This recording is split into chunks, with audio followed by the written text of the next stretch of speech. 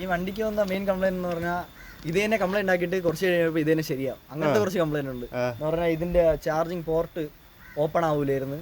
കുറച്ച് കഴിയുമ്പോൾ അത് ഓപ്പൺ ആവും. ചില നേരം ബഗ് അടിച്ചിരിക്കും. പിന്നെ സ്ക്രീൻ ഞാൻ പറഞ്ഞു മഞ്ഞ് വീട് അങ്ങനെ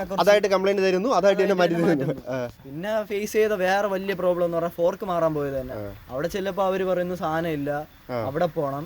അങ്ങനെ അവിടെ പോകും. അവിടെ പോകുമ്പോൾ അവർ പറയും ഇപ്പൊ തീർന്നതേ ഉള്ളൂ, നിങ്ങൾ ഒരാഴ്ച കഴിഞ്ഞ് വരാം, അല്ലെങ്കിൽ വിളിച്ചിട്ട് വരാം. വിളിച്ചവർ ഫോൺ എടുക്കത്തില്ല.